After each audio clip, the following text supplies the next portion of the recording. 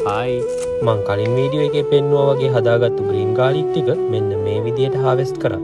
ඉතින් පැලේක ලොකු කොළ දෙක තුනක් ආවට පස්සේ සෙන්ටිමීටර් දෙකක් වගේ උඩින් තියලා පිරිසිදු කතුරක් අරන් මෙන්න මේ විදිහට මේ ටික කපා ගන්න ඕනේ. ගොඩක් අය මේ සුදු ලුණු කන්න කැමති නෑ ඒකෙන් එන ගඳ නිසා. හැබැයි ඔයාලා දන්නවද මේ සුදු ලුණු ඒ වගේම ග්‍රීන් ගාලික් අපි ආහාරයට ගත්තොත් අපිට ගොඩක් ප්‍රයෝජන ලැබෙනවා. ගාලික් වල තියෙන ඇන්ටිඔක්සිඩන්ට් මගින් අපේ බොඩි එකේ ඉමුන් සිස්ටම් එක වැඩි වෙනවා වගේම ඔයාගේ සම ලස්සනට තියාගන්නත් මේක වැදගත් වෙනවා. ඒ වගේම තමයි මේකේ තියෙන සල්පඩංගු සංයෝග මගින් ලේවල විශේෂයෙන්ම අක්මාවේ තියෙන විස අයින් කරන්න උදව් වෙනවා.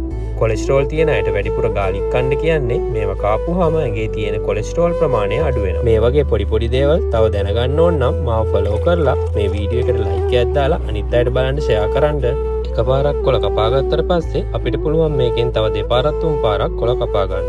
අන්න ඒකයි මම සෙන්ටිමීටර් දෙකක් තුනක් විතර උඩින් තියලා කපා ගත්තා. කප් එකේ වතුර ටිකක් අඩු වෙලා තිබුණ නිසා මම මේකට ආයෙ වතුර පුරවලා යූරියා ඇට දෙක තුනක් දැම්මා. මොකද ගහ ආයෙ අලුතෙන් හැදෙන්න ඕන නිසා. සමහර විට ඔයාලා බලන්න ඇති මේ ග්‍රීන් ගාලික් මොකටද අපිට යූස් කරන්න පුළුවන් කියලා. ඔයාලා සැලඩ්, ඔම්ලට්, සූප් ඒ වගේම රයිස් එකක් වගේ හදාගද්දි මේ කපාගත්තු ග්‍රීන් ගාලික් වලින් පොඩ්ඩක් ඕකට ඇඩ් කරන්න පුළුවන්. මතක් කරලා මේ පැල ටික හාවෙස්ට් කරාට පස්සේ හොඳට හිරු එළිය වැටෙන තැනකින් තියාගන්න. එහෙනම් ඉතින් කොල්ලා ගියා. බයි. ඊළඟ වීඩියෝ එකෙන් හම්බෙමු. wow plant YouTube channel එක subscribe කරලා නැත්නම් අදම කරන්න.